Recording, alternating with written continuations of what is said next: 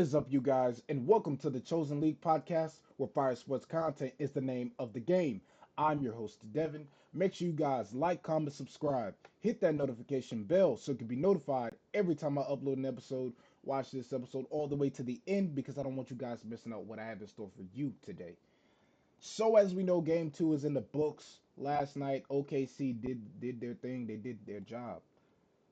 OKC defeats the Pacers 123 to 107. So they played their first two games at home. Now games 3 and 4 will be in Indiana. And before I get into this question for discussion, should the Pacers be concerned after losing game two in OKC? Let me know in the comment section what you guys think. But me, honestly, they should just have a little bit of concern. It's a tie. It's early, but the series is tied. But the concern here is both teams. OKC is able to beat teams when they're away. They've done it in the playoffs once before. Pacers have done it themselves. So both teams are well balanced, fast paced. They know what's expected of them. OKC just has to win one game in Indiana, just like Indiana did in OKC. Or when you win that one game, win two. At least try to win two games in Indiana if they can. But anyway, starting off with OKC and their offensive performance and their attitude coming into this game, I felt like OKC had a ruthless aggression type of attitude.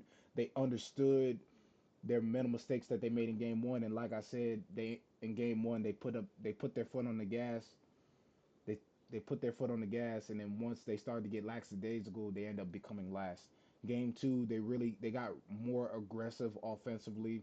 I love the ball movement. They had great ball movement, great team chemistry, feeding the ball and passing the ball around to their other teammates, allowing other players other than putting the ball in SGA's hands 9 times out of 10, getting everybody else involved and creating other threats. They scored from the perimeter. You seen Wiggins getting a couple threes here. SGA got one, Dort got one, Chet Holmgren got one in the first quarter. They had 42 points in the paint. They were very aggressive in the post and the paint. Chet Holmgren absorbing the contact, physical contact, getting to the basket. Jalen Williams with a with a fancy layup and still finished throughout contact. SGA one-legged shot as we always known he does, showing off the mid-range game, and they played a fast-paced type of offense. The players that stood out in this game, SGA, as we know, the leader, 34, 8 and 5 with 4 steals. Jalen Williams, 19, 5 and 5 with 1 steal. Caruso, 20, 21 and 3, 20 points, 1 assist, 3 rebounds. Wiggins, 18, 1 and 4. Chet Holmgren, 15, 1 and 6. So, like I said before, this is great here. They got everybody involved because once you get everybody else involved, it's hard. It's really hard to beat OKC because now you just don't have to focus on SGA. You have to focus on the other players around them and their skill sets and abilities. And last thing I want to cover before I move on to the Pacers, the defense by OKC, they did they played great, locking down the paint, forcing Indiana to shoot from the perimeter as Pacers have been doing this whole series. They've been doing throughout the playoffs, locking down the paint. OKC had a total of 32 defensive rebounds, 10 steals. They were getting those fast breaks, and like I said, forcing them to shoot from the perimeter.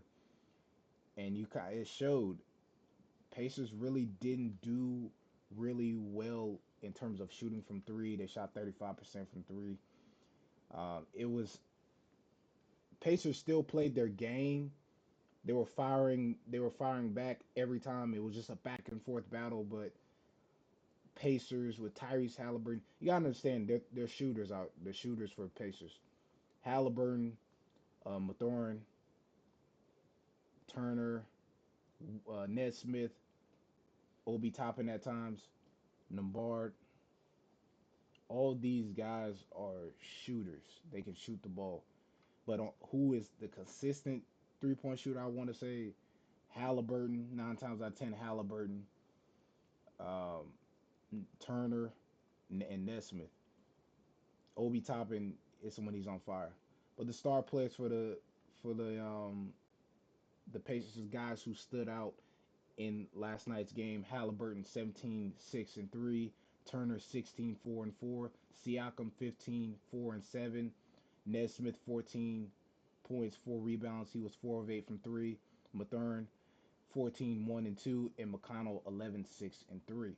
So it was a balance from both teams. Everybody on the roster, they were they were rotating players off the bench and really getting guys involved, but OKC ended up outlasting the Pacers. The OKC shown that they wanted it more based on their attitude and their approach to game 2. So when you really look at it, SGA was hard to stop. Halliburton, you seen on one play where he had got a backcourt violation.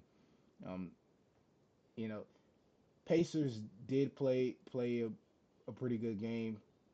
Thunders, on the other hand, they played their game. It was just a back and forth battle, and at the end of it all, it just boiled down to who wanted it more. And OKC shown that, okay, we're gonna respond, and this is how it's gonna be. We're not letting this be we're not gonna be down 2 games and then have to go into Indiana and then try to win 2 games there. No, not happening. But I love the fight from both teams. I love the toughness, the attitude, the approach to the game that OKC brings, and they just got to play the same way in games 3 and 4. They got to win one game, at least 1 or 2 games in game 3. If they win one game in Indiana, might as well try to win the second game to get y'all over that hump and give y'all the advantage. But anyways, that is all for today's episode. Once again, like, comment, subscribe, hit that notification bell so you can be notified every time I upload an episode.